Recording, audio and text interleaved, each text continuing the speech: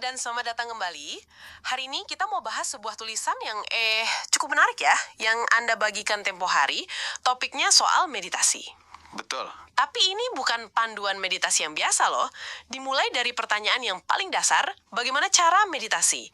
Tapi jawabannya tuh sama sekali nggak terduga. Ya, betul. Alih-alih ngasih kita resep, tulisan ini tuh kayak membongkar dapur kita dulu, terus nanya, kamu kenapa sih mau masak gitu? Langsung ke intinya, tepat. Jadi misi kita kali ini yaitu membongkar perspektif unik ini. Kita akan coba telusuri kenapa terlalu fokus sama cara itu justru bisa jadi penghalang. Jebakan ya. Dan bagaimana konsep inti yang disebut jeda dalam kesadaran ini justru jadi kunci penyembuhannya. Oke, kita langsung aja ya. Dialog pembukanya di tulisan ini nih yang bikin saya langsung tertarik. Ada yang nanya yang polos banget. Om, caranya meditasi gimana? Pertanyaan kita semua lah ya. Waktu pertama kali tertarik, pasti nanyanya gitu. Nah, si Om ini bukannya jawab, oh duduk tegak, atur napas, gitu-gitu. Dia malah balik nanya, dan ini yang menurut saya jenius sekaligus lucu. Apa katanya? Kamu lagi nggak punya uang ya? Hah, itu cerdas sekali. Nusuk, tapi cerdas. Dia nggak ngejudge, tapi langsung nunjuk ke sumber penderitaan yang paling umum. Betul, yang bikin orang nyari jalan keluar kan? Iya, seketika fokusnya geser. Dari yang tadinya soal teknik jadi soal motivasi. Dari bagaimana jadi mengapa. Kenapa kamu butuh ini? Sekarang, ada apa emangnya? Dan itu langsung ngebongkar masalah mendasar yang diangkat tulisan ini. Orang tuh datang ke meditasi dengan pola pikir mau benerin sesuatu. Ada yang rusak nih, harus diperbaiki. Gitu ya? Iya, pikiran saya kacau. Saya butuh alat buat benerin. Nah, disitulah katanya letak jebakannya. Orang jadi terlalu kaku sama caranya. Seolah-olah ini resep kue yang kalau diikutin pasti jadi. Wah, ini saya jadi ingat pengalaman pertama saya dulu banget. Saya baca buku panduan, terus ikutin instruksinya kaku banget. Tarik napas, 4 hitungan, tahan 7, buang 8. Haha, presisi sekali. Pikiran saya bukannya tenang, malah super sibuk. Udah 4 belum ya? Aduh, kelebihan. Ulang ah. Kok pikiran lain muncul? Gagal nih. Saya malah jadi lebih stres daripada sebelum mulai. Nah, persis seperti yang digambarkan di sini. Pikiran malah jadi polisi buat dirinya sendiri kan? Betul. Ujung-ujungnya frustrasi. Kita merasa gagal karena kondisi tenang yang kita pengen itu nggak datang-datang. Padahal kata tulisan ini, semakin keras kita mencoba tenang, Semakin jauh dari ketenangan itu sendiri. Sebuah paradoks ya. betul, paradoks yang dalam banget. Kayak kita nggak bisa tidur, terus kita maksa diri, ayo tidur, malah makin melek kan? Ketenangan itu bukan sesuatu yang bisa diproduksi sama usaha, tapi sesuatu yang muncul saat usahanya berhenti.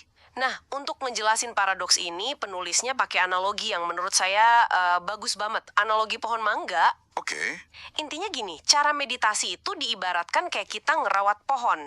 Kita siram, kita kasih pupuk, kita jagain dari hama.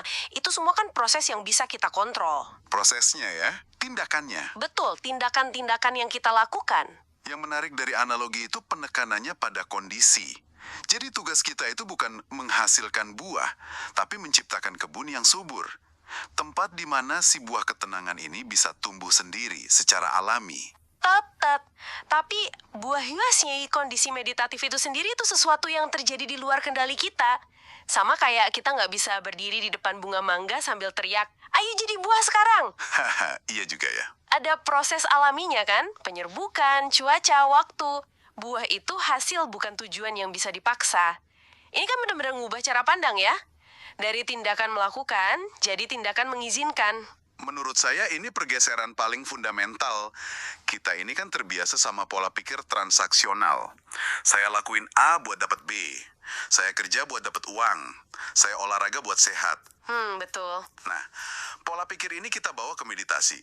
Tapi di sini kita diajak buat ngelepasin itu. Kita cuma rawat pohonnya tanpa nuntut buahnya harus matang besok. Bahkan ada detail kecil yang menarik di situ. Dia bilang, yang menikmati buahnya bisa saja orang lain. Oh, itu dalam. Iya kan? Ini kayak nyentil soal ketidakterikatan sama hasil. Mungkin efek dari latihan kita itu bukan kita yang langsung ngerasain, tapi orang di sekitar kita. Karena kita jadi lebih sabar mungkin ya. Atau lebih tenang ngadepin masalah. Bisa jadi. Ini pengingat yang halus soal ekspektasi sih. Begitu kita terikat pengen metik buahnya buat diri sendiri, ya balik lagi ke pikiran yang sibuk dan frustrasi tadi. Oke, jadi kalau kita nggak seharusnya ngejar hasil atau buahnya, terus inti latihannya apa dong? Nah, disinilah tulisan ini nawarin gagasan utamanya yang disebut sebagai jeda atau jarak. Nah, ini dia kuncinya. Iya, Jadi setelah kita berhenti berusaha terlalu keras dan cuma merawat pohon, sesuatu yang lain mulai terjadi. Kita mulai sadar ada sebuah ruang. ruang antara siapa yang mengamati dan apa yang diamati. Betul sekali. Tulisan ini ngegambarinnya sebagai jarak yang muncul antara kesadaran kita dengan dua hal. Pertama, badan fisik, dan kedua, benak atau mind kita. Dan di dalam jeda inilah proses penyembuhan yang sesungguhnya terjadi. Oke, coba kita bedah satu-satu. Yang pertama disebutnya hashtag self-healing, penyembuhan fisik. Nah, gimana mekanismenya menurut tulisan ini? Karena ini klaim yang cukup besar loh. Penjelasannya gini, penyembuhan fisik ini terjadi waktu kesadaran kita itu bergeser. Nggak lagi nempel 100% sama tubuh. Jarak antara kesadaran sama badan fisik itu melebar. Disidentifikasi. Nah, itu istilahnya. Saat kesadaran kita nggak lagi mengidentifikasikan diri sama tubuh, misalnya sama rasa sakit di punggung, maka, kata tulisan ini, rasa sakit secara fisik pun akan lepas. Ini menarik karena terapi modern kayak ACT, Acceptance and Commitment Therapy, itu pakai prinsip yang mirip banget. Mereka nyebutnya diffusion.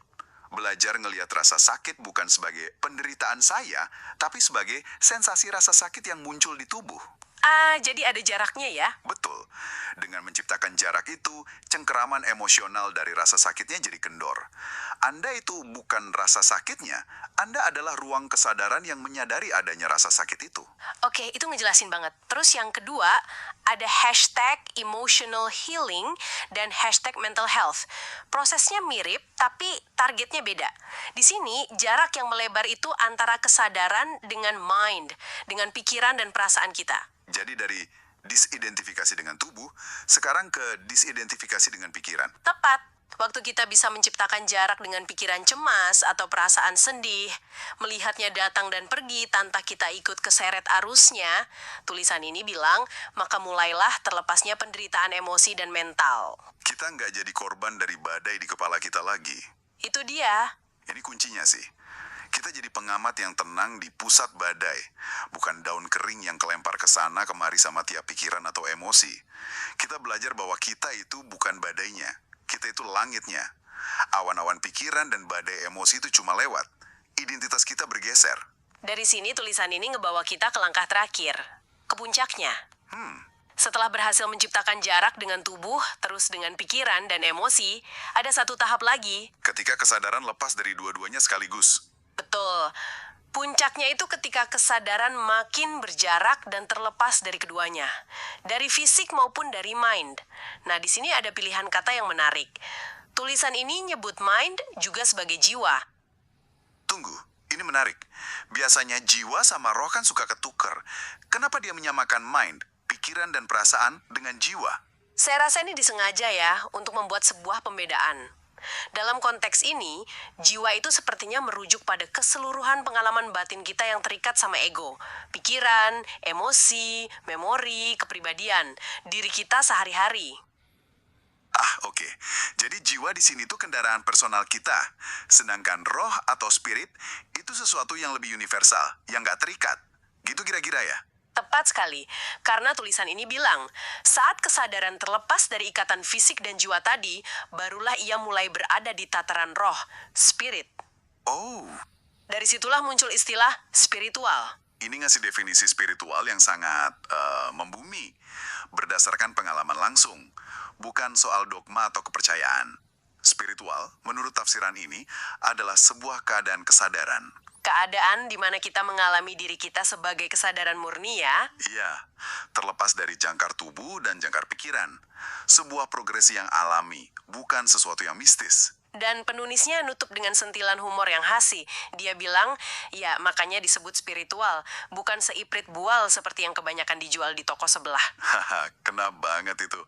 Sindiran buat komersialisasi spiritualitas yang seringkali cuma jual janji kosong. Tanpa ada pengalaman otentiknya. Betul, bahwa spiritualitas sejati itu bukan sesuatu yang bisa dibeli, tapi hasil dari latihan hening yang mendalam untuk kenalin diri sendiri. Jadi, setelah kita bedah semua ini, apa artinya buat Anda yang mendengarkan?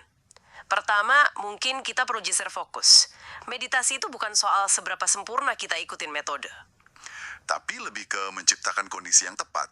Kayak merawat pohon tadi, biarkan hasilnya tumbuh sendiri. Kedua, nilai sesungguhnya dari latihan ini, menurut tulisan ini, adalah munculnya jeda kesadaran itu. Kemampuan untuk menyadari adanya ruang hening antara diri Anda yang sejati dan segala drama yang terjadi di tubuh dan pikiran Anda. Dan di dalam jeda itulah letak potensi penyembuhan yang sesungguhnya, baik fisik maupun emosional. Pada akhirnya, tulisan ini kan membalik pemahaman umum. Bukan Anda yang berusaha keras mencapai pikiran tenang. Tapi, Anda justru diundang untuk menyadari ruang hening yang sebetulnya udah ada di balik semua kebisingan pikiran itu. Ketenangan dan penyembuhan itu.